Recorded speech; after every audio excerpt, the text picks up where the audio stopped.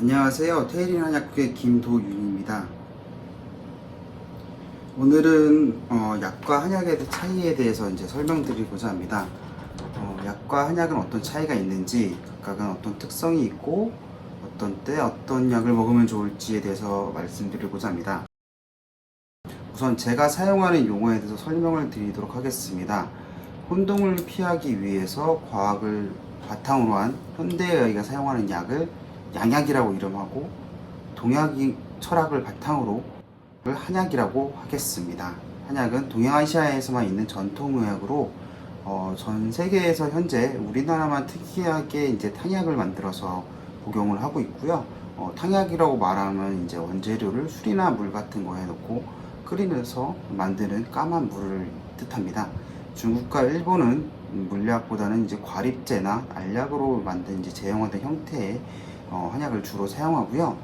물론 우리나라도 이제 최근에는 이제 제형 개발을 통해서 이제 과립제나 그것을 이용한 캡슐이나 알약을 많이 사용하는데, 양약의 의미와 사실 이런 한약의 의미는 매우 다릅니다. 자세한 내용은 이제 하나씩 설명드리도록 하겠습니다. 예, 한약과 양의 가장 큰 차이는 일단 기초 이론이 차이가 있겠죠. 말다시피 이제 양약은 이제 과학적인 사고를 바탕으로, 그러니까 과학적인 철학을 바탕으로 이제 약을 개발하게 된 거고, 한약은 이제 동양 철학을 바탕으로 개발하게 된 건데요. 이제 이 과학적이라는 말이 사실은 조금 좀 의미상 모호한 점이 하나 있는데, 현대 분들은 이제 과학이라고 얘기하면 이제 진실, 진리로 많이 받아들이시는 경우가 있는데, 아직까지 진리, 진실은 잘 모르죠. 지금 우리가 그 밝혀진 바에 의하면 이 세포 하나도 어떻게 되는지 정확하게 알지 못하는 것이 현실입니다. 그거는 뭐 나중에 좀 지나면 더 발달할지 모르겠지만 현재로서는 그렇고요. 그렇다고 하더라도 가장 진리를 밝히는 수단으로 가장 가까운 것이 현대적으로는 이제 과학이라는 것이 밝혀졌기 때문에 과학적인 연구를 많이 하게 되고, 그렇게 해서 이제 발달을 하게 되었고, 현재로서 우리가 누리고 있는 이런 여러 가지 건강상의 이점이나 생활의 편리함은 이제 과학적인 방법이 이루어지게 되겠는데요. 아쉽게도 과학이 모든 것을 설명할 수는 없습니다.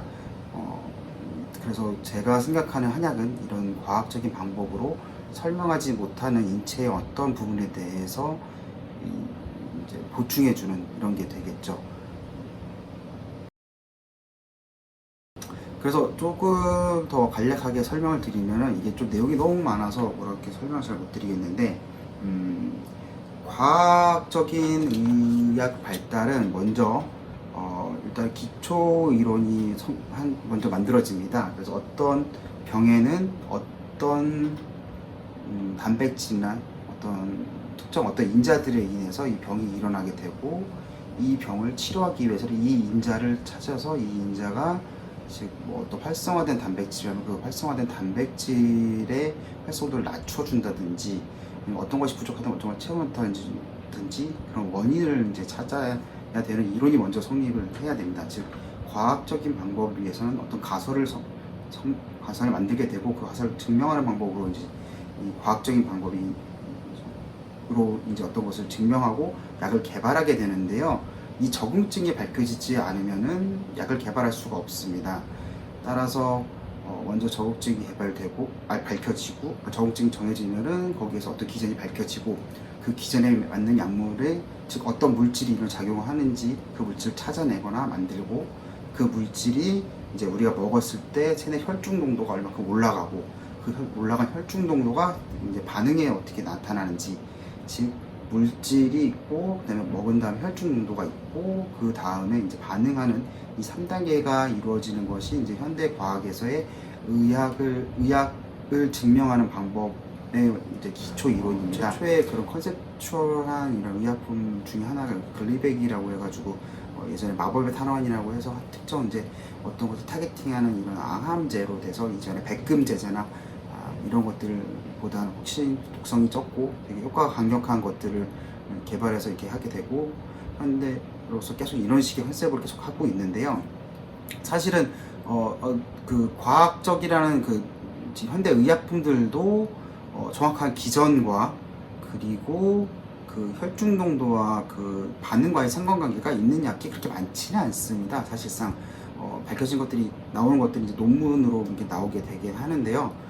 이렇게 발달 과정 중에 아직도 과학은 있는 것이고 이전에 만들어졌던 옛날 의약품들, 뭐 아스피린이라든지 뭐 메트포민이라든지 등등의 의약품들은 기전이 밝혀져 만든 게 아니라 경험적으로 이제 그것을 어떤 것들 뭐 아스피린을 예로 말씀드리면은 버드나무 껍질을 먹었더니 열이 떨어지고 진통 효과가 있어서 그것이 어떤 물질이 이렇게 됐는지 찾아봤을 때 어떤 성분, 아스피린 어떤 성분을 착해산하게 되고 그 성분이 우리가 먹으면 이제 낫는다, 이런 경험적인 방식과 이제 연역적인 방식과 경험적인 방식을 섞어가지고 개발하게 되고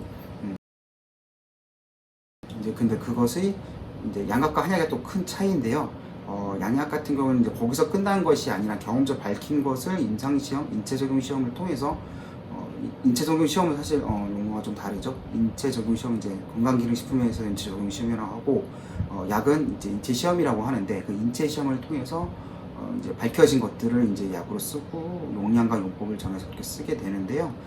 한약 같은 경우에는 아직은 그런 것들이 조금 많이 부족합니다. 근데 중의학이라고 해가지고 TCM이라고 해서 트레디셔널 차이니스 메디슨이라고 해서 중국에서는 많은 연구가 이루어져 있고 일본 같은 경우에는 이제 중국과 한국과 일본이 사실 한의학을 대하는 점이 아주 다른데요. 가장 한의학처럼 하는 것은 우리나라고 나름의 좀 한의학의 과학화라고 해야 될까요? 조금 좀 표준화된 방법을 하려는 시도를 하는 것은 중국과 일본인데, 일본은 아예 한의학이라는 개념이 없고 그냥 양약의 개념 중에 하나의 그런 천연물을 이용한 하나의 의약품의 이제 개념으로 되게 되었고요.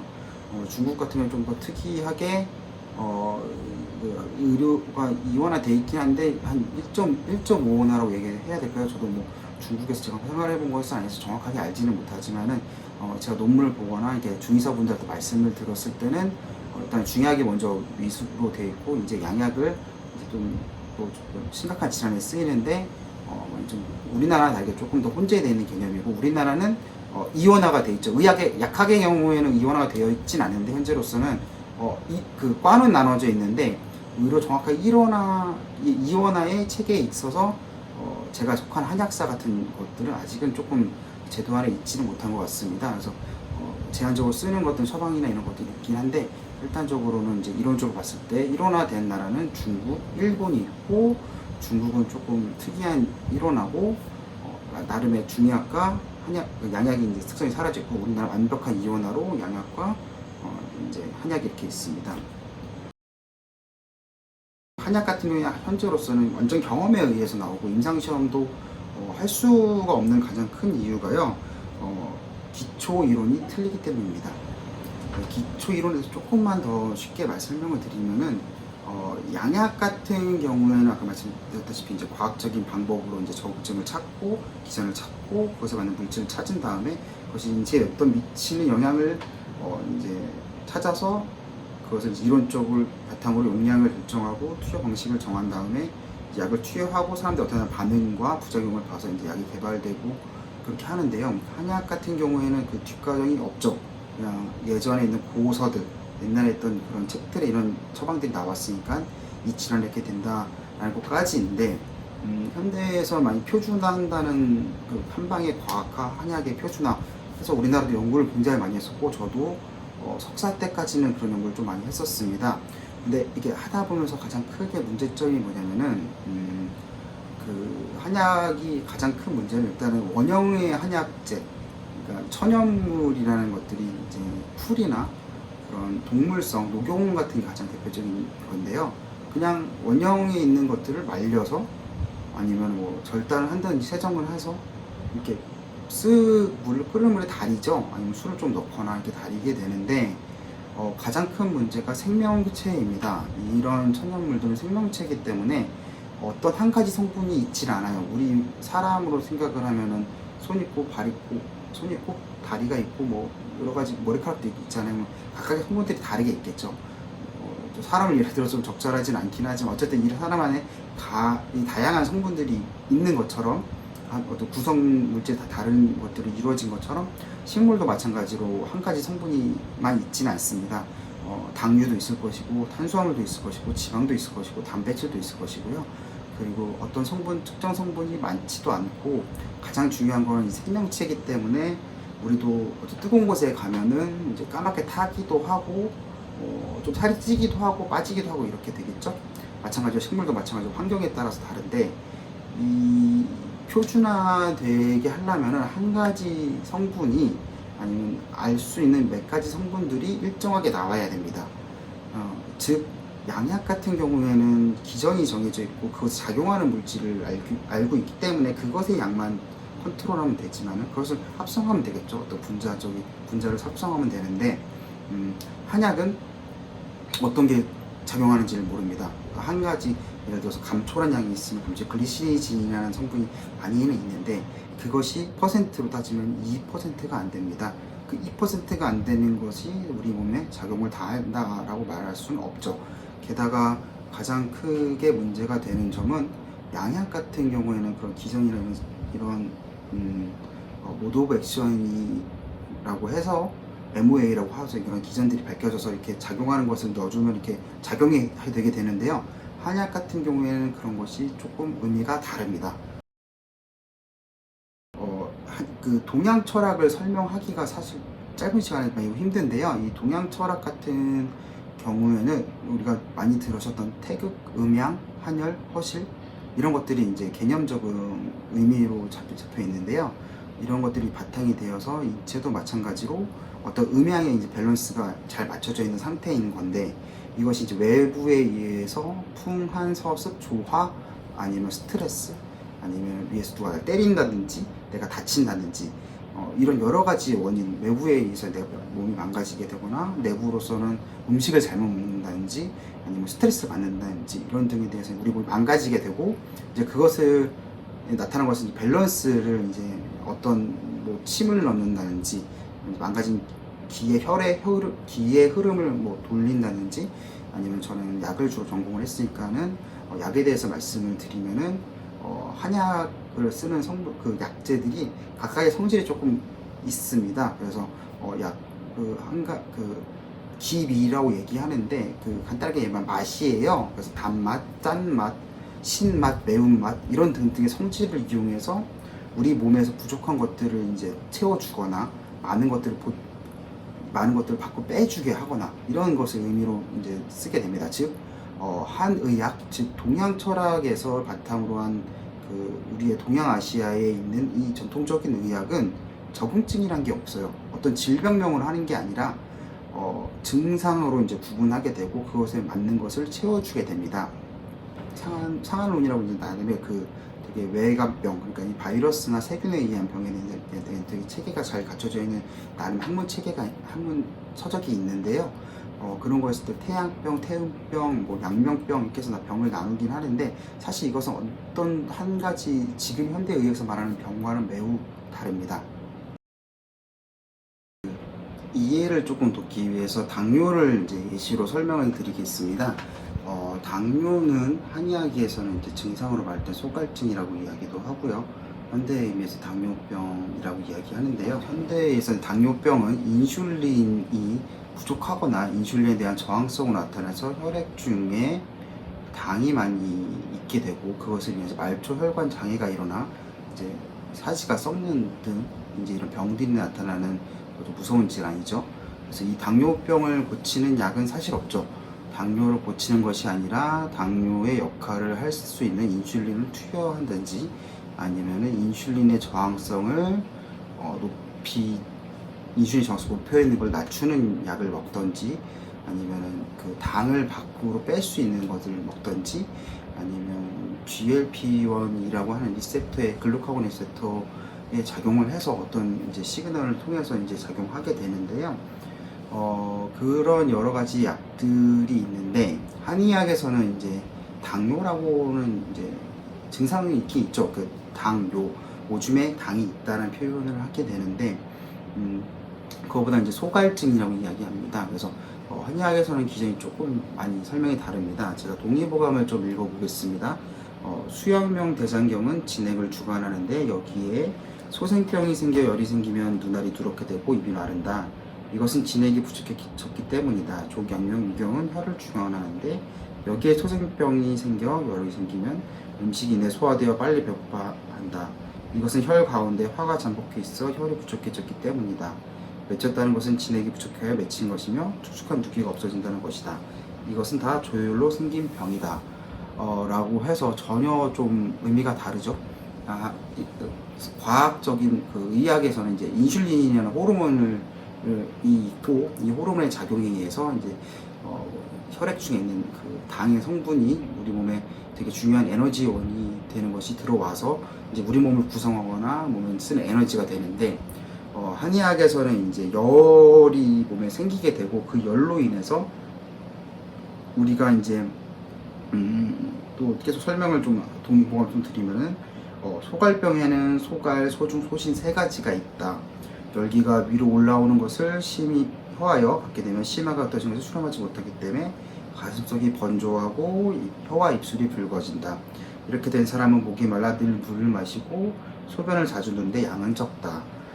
이런 병은 상추에 속하는데 소갈이라고 한다. 하고 이제 병이 중간중간 이제 좀 더 진화되면서 나타난 것들 이제 동의보가 좀 더 이야기를 하고 있습니다.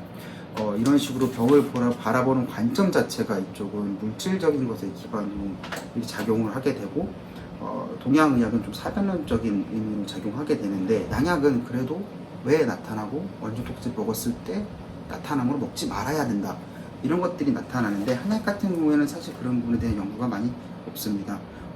되게 어려운 부분이 사실 이 부분인데요. 성심연자음 같은 경우엔 연자, 적봉용, 인삼, 황리, 황금, 차전자, 맹문동, 지구피, 감초 이렇게 9가지 약재가 들어가게 되는데 문제는 이 한 가지 약재에도 수백 가지 성분이 있다는 것이 문제입니다. 그러니까 어떤 성분이 어떤 작용을 하는지도 모르겠고 이 수백 개가 있는 성분이 일정하게라도 나오면 차라리 낫겠어요. 근데 이거는 중국에서 채취하는 것도 다르고 우리나라 채취하는 것도 다른데 우리나라도 심지어는 충북에서 채취하는 거 그 다음에 서울에서 채취하는 거 이거 너무 다르고 올해 채취하고 내년에 채취한 거 후년에 채취한 것도 다릅니다. 그러니까 어떤 성분이 하는지도 모르겠는데 작용을 자 처음부터 말씀드릴게요. 어떤 성분이 이전에 왜 작용하는지가 불명확합니다. 열이 올라가서 작용했다고 하는데 열이 올라갔다는 게 체온이 올라간 건 또 아니거든요. 작용 기전이 불분명하고 두 번째로는 어떤 성분이 하는지도 모르겠고 세 번째로는 그 성분을 내는 성분 약재들도 함량이 일정하지가 않습니다. 네 번째로는 이 성분들이 우리 몸에 들어갔을 때 양동학이라고 해가지고 그 아까 말씀드렸던 기전, 그 다음에 물질, 체내 혈중 농도, 효과가 나타나는 이게 일직선으로 가는 게 제일 비례적으로 하는 게 가장 이상적인데 양약도 물론 다 100% 하진 않지만은 그래도 어느 정도 상관관계를 보이게 하는 것을 이제 목표로 계속 개발하게 되는데 한약 같은 경우에는 없습니다. 그런 것들이 전혀 관계를 볼 수가 없고 그 한약에 대해서 독성에 대해서 많이 걱정들도 하시는데 그것도 조금 애매한 부분이 사실은 어떤 약을 먹었을 때 특정 성분이 혈중 농도가 많이 올라가 있지를 않아요. 찾기가 어렵고 다성분계이기 때문에 여러 물질이 몸에 들어와서 안 좋다고 말씀하시는 분도 계시는데 사실 그거는 조금 어불성설인 게 장에서 흡수가 된 다음에 간문맥을 통해서 간에 들어가고 간에서 전신순환을 한 다음에 신장으로 빠져나가겠죠. 첫 번째는 이제 간과 이제 신장이 두 가지가 이제 많이 데미지를 받게 되는데 애초에 장과막을 통과하지 않는다는 거죠. 그 많은 성분들이 어떤 걸 통과하는지도 모르고 통과한다고 해도 많지도 않고 애초에 성분 자체가 많지는 않아요. 그 특정 성분이 많이 있지도 않기 때문에 1%, 2% 많아요. 그런 것들이 몸에 들어간다고 했을 때 독성이 나타나요. 사실 그런 확률은 매우 적지요. 오히려 밝혀진 의약품들이 훨씬 더 관독성이 나타나는 확률이 높을 수밖에 없고요. 다만 차이점 아까 말씀드렸다시피 이제 컨트롤을 잘 할 수 되어 있냐 안 되어 있냐 차이인데요.